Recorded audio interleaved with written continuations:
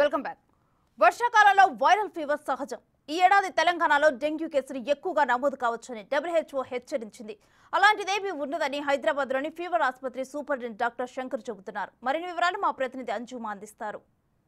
Monsoon season మొదలైపోయింది. ఈసారి తెలంగాణలో డెంగ్యూ డేంజర్ బెల్స్ మోగించబోతుందా? ఇప్పటికే WHO హెచ్చరించింది తెలంగాణ రాష్ట్రంలో అత్యధిక సంఖ్యలో కేసులు నమోదయ్యే అవకాశం ఉంది అని. అయితే ప్రస్తుతం పరిస్థితి ఏ విధంగా ఉంది అనేది తెలుసుకుందాము. మనం ప్రస్తుతం నల్లకుంటలోని ఫీవర్ హాస్పిటల్లో ఉన్నాము. మనతో పాటు సూపరింటెండెంట్ శంకర్ సార్ ఉన్నారు. మిగతా విషయాలను ఆయన మాటల్లోనే అడిగి తెలుసుకుందాము. నమస్తే సార్. సార్, మాన్సూన్ అనగానే మనకు ముఖ్యంగా డెంగ్యూ కేసులు అనేవి ఎక్కువగా నమోదవుతూ ఉంటాయి. అయితే ప్రస్తుతం పరిస్థితి ఏ విధంగా ఉంది సార్? అంటే మనకు ఎవ్రీ మాన్సూన్లో మనకు డెంగ్యూ కేసెస్ పెరిగే అవకాశం ఉంది. ఇప్పుడు కూడా గత 1 వీక్ నుంచి కూడా కొన్ని కేసెస్ నమోదవుతున్నాయి. ప్రస్తుతం మనకు ఓపీ 300 నుంచి 400 వరకు వస్తున్నాయి. దాంట్లో ఈ వైరల్ ఫీవర్తో వస్తున్నారు. ప్రస్తుతం మన దగ్గర ఒక 4-5 కేసులు పాజిటివ్ కేసులు కూడా డెంగ్యూ కేసులు ఉన్నాయి. తప్పకుండా మనకు ఈ జూన్, జూలై, ఆగస్టులో ఈ వాతావరణంలో మార్పుల వల్ల డెంగ్యూ కేసెస్ పెరిగే అవకాశం ఉందని మేము అలర్ట్గా ఉన్నాము. తర్వాత మా దగ్గర ఉన్నటువంటి టెస్ట్ కిట్స్ అన్నీ అవైలబుల్ చేసుకుంటున్నాము. వార్డ్స్ కూడా అన్నీ ఏర్పాటు చేసుకున్నాం. దానికి సంబంధించిన ట్రీట్మెంట్, సిమ్టమాటిక్ ట్రీట్మెంట్ కూడా రెడీ చేసుకుంటున్నాం. సో ఇవి మనకు మొత్తంగా 4 వేరియంట్లలో ఉంటుంది కదా సార్. సో ఇందులో అంటే 2-3 వేరియంట్లు ఒకటేసారి కలిపి అటాక్ అయ్యే ఛాన్సెస్ ఏమైనా ఉంటాయా సార్? ఏ విధంగా ఉంటుందంటారు? అంటే డెంగ్యూ జనరల్గా 4 టైపులు ఉంటుంది. డెంగ్యూ 1, 2, 3, 4 అని. అంటే ఒక్కొక్క సీజన్లో ఒక్కొక్క టైప్ వస్తుంది. ఒక్కోసారి డెంగ్యూ 1 రావచ్చు, డెంగ్యూ 2 రావచ్చు. అది మనము అన్లెస్ మనము బ్లడ్ టెస్ట్ చేస్తే తప్ప తెలియదు. కానీ ఏదైనా దాంట్లో 1 and 2 మనకు కామన్గా ఇక్కడ వస్తున్నది. మనకు లాస్ట్ టైం కూడా డెంగ్యూ 2 పాజిటివ్ ఎక్కువగా వస్తున్నాయి. ఈ యొక్క వేరియంట్స్ ఏదైనా కూడా సిమ్టమ్స్ సేమ్ ఉంటాయి. సో మనకు ఏంటంటే ఏ సిమ్టమ్ ఏ వేరియంట్ ఎక్కువ అవుతుందనేది తెలుసుకోవడానికి మనము మామూలుగా టెస్ట్లో మనకు తెలిసిపోతుంది. మన కిట్లో టెస్ట్లో తెలిసిపోతుంది. అలాగే మన దగ్గర ఇప్పుడు మనకు ఫీవర్ హాస్పిటల్లో కూడా అన్ని టెస్టులు చేయడానికి, డెంగ్యూ టెస్ట్ చేయడానికి కిట్లు అవైలబుల్ ఉన్నాయి, చేస్తున్నాము. లక్షణాలు అయితే మాత్రం డెంగ్యూకి సంబంధించిన లక్షణాలు అయితే టిపికల్గా అన్ని వేరియంట్స్కు సేమ్ ఉంటాయి. హై గ్రేడ్ ఫీవర్ ఉంటుంది, బాడీ పెయిన్స్ ఉంటుంది, విపరీతమైన బాడీ పెయిన్స్ ఉంటుంది, తలనొప్పి ఉంటుంది, జాయింట్ పెయిన్స్ ఉంటుంది, ఒక్కొక్కసారి వాంతులు, మోషన్స్ అవుతాయి. తర్వాత ఒక్కొక్కసారి శరీరం లోపల దద్దులు, ర్యాష్ వచ్చే అవకాశం ఉంటుంది, నీరసించిపోతారు. ఇలాంటి లక్షణాలు ఎవరికి ఉన్నా కూడా డెంగ్యూ అనుమానితంగా ఉండాలి.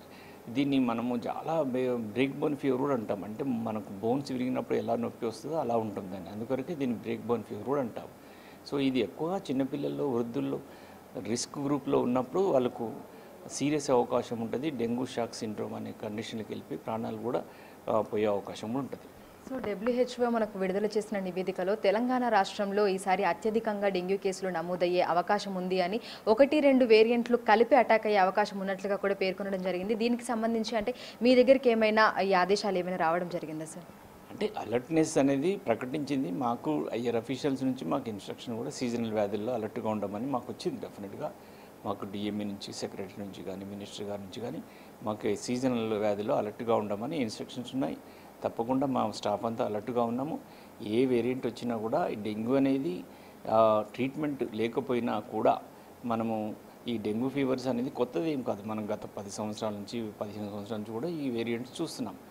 వచ్చినప్పుడు ఇనిషియల్గా మనము అడ్మిట్ చేసుకొని సిమ్టమాటిక్ సపోర్ట్ తీసుకొని క్యూర్గా 100% క్యూర్ అయ్యే అవకాశం ఉంటుంది. ఒకవేళ కొంచెం నెగ్లెక్ట్ చేసినట్టయితే డీహైడ్రేషన్ బారిన పడి కొంచెం రిస్క్ గ్రూపులు ఉన్న వాళ్ళు ఎవరైనా కూడా, ప్రెగ్నెంట్ లేడీస్ కానీ, చిన్నపిల్లలు కానీ, వృద్ధులు కానీ, ఏమైనా కోమార్బిడ్ కండిషన్స్ ఉన్నవాళ్ళు, డయాలసిస్ పేషెంట్స్, క్యాన్సర్ పేషెంట్, అలాంటి వాళ్ళకు డెంగ్యూ వచ్చినప్పుడు కొంచెం అశ్రద్ధ పడినప్పుడు వాళ్ళకు డెంగ్యూ షాక్ సిండ్రోమ్ లాగా వచ్చేసి మల్టీ ఆర్గాన్ ఫెయిల్యూర్లో డెత్ అయ్యే అవకాశం ఉంటుంది. ఏదేమైనా మా ఫీవర్ హాస్పిటల్ ఇప్పుడు అప్రమత్తంగా ఉంటుంది. మా డాక్టర్స్ కూడా అలర్ట్గా ఉన్నారు. మేము వార్డ్స్ కూడా అన్ని అరేంజ్మెంట్ చేశాము. టెస్ట్ కిట్స్ కూడా అవైలబుల్ ఉన్నాయి. దానికి సంబంధించిన ట్రీట్మెంట్ కూడా అవైలబుల్ ఉంది. ప్రజలు ఆందోళన గురి కావాల్సిన అవసరం లేదు. ఎవరికైనా లక్షణాలు కనిపిస్తే తప్పకుండా ఫీవర్ హాస్పిటల్కి వస్తే వాళ్ళని అడ్మిట్ చేసుకొని వాళ్ళకు టెస్ట్ చేసి ట్రీట్మెంట్ కూడా ఇవ్వడం జరుగుతుంది. సో ఏడాదికి ఏడాది మనం చూసుకుంటే డెంగ్యూ కేసుల సంఖ్య ఏ విధంగా ఉంటుంది సార్? గత ఏడాది ఏ విధంగా ఉంది అని మనం చెప్పుకోవచ్చు? అంటే డెంగ్యూ కేసెస్ మనకు లాస్ట్ టైం మనకు ఆల్టర్నేట్ ఇయర్గా పెరిగే అవకాశం ఉంటుంది. 2019లో బాగా కేసులు వచ్చాయి. తర్వాత 2020లో లేవు, 2021లో వచ్చాయి, మళ్ళీ 2022లో మళ్ళీ లేవు, 2023లో మళ్ళీ వచ్చాయి. సో ఈ 24లో అంత ఎక్కువ ఉండకపోవచ్చని మేము అనుకుంటున్నాం. నెక్స్ట్ ఇయర్ ఉండొచ్చు. ఎందుకంటే మాకున్న సమాచారం ప్రకారంగా గత 10 సంవత్సరాల నుంచి కూడా ఆల్టర్నేట్ ఇయర్స్లో ఇట్ ఈస్ పీక్గా వచ్చింది. సో అందుకొరకు ఈవెన్ దో అలర్ట్ ప్రకటించినా కూడా మేము జాగ్రత్త ఉన్నాము. కానీ ఈ ఇయర్ 2024లో అంత పీక్గా డెంగ్యూ వస్తుందని మనం అనుకోవట్లేదు. ఒకవేళ కొన్ని కేసెస్ వచ్చినా కూడా దానికి సంబంధించినటువంటి ట్రీట్మెంట్ చేస్తాము, సింప్టమాటిక్ సపోర్ట్. ఎందుకంటే ఇది మామూలుగా వీక్ అయిపోతూ ఉంటుంది. మామూలుగా జీన్ సీక్వెన్స్లో వైరస్ అనేది రూపాంతరం చెంది ఒక్కోసారి వీక్ అయ్యే అవకాశం ఉంటుంది. తర్వాత రెండవది ఏంటంటే అది దోమలు. మనం మెయిన్ ఏంటంటే దోమల ప్రివెన్షన్ అనేది చాలా చూసుకోవాలా. ఈ యొక్క డెంగ్యూ అనేది మనకు మామూలుగా డే టైమ్ కుట్టే దోమల ద్వారా వస్తుంది. ఈజిప్టి ఎనాఫిలిస్ ఈజిప్టి అనే మస్కిటో ద్వారా వస్తుంది. ఇది మామూలుగా ఇది డే టైమ్ కుట్టినప్పుడు ఎక్కువ ఈ స్ప్రెడ్ అయ్యే అవకాశం ఉంటుంది, ఒకవేళ అది వైరస్ ఉంటుంది.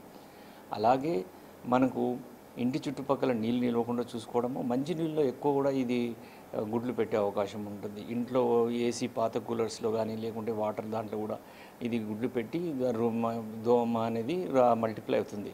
సో ఇది ఈ యొక్క డెంగ్యూ దోమకు సపరేట్గా జిహెచ్ఎంసీ వాళ్ళు కూడా కొంత వాళ్ళు ట్రీట్మెంట్ చేస్తున్నారు. మనకు ఇంతకుముందు కూడా ఫ్రైడే డ్రై డే అనే కార్యక్రమం చేస్తున్నాం.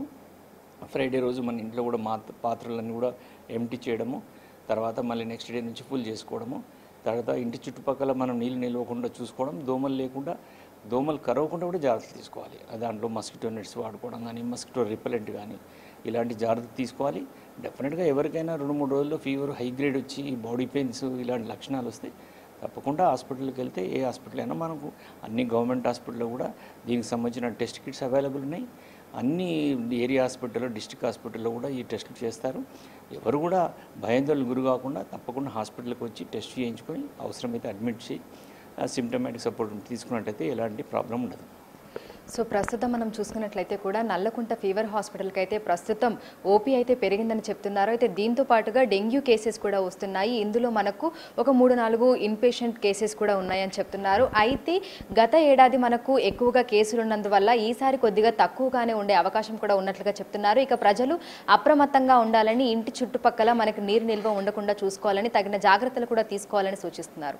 వీడియో జర్నలిస్ట్ హరితో అంజుమా, బిగ్ టీవీ, హైదరాబాద్.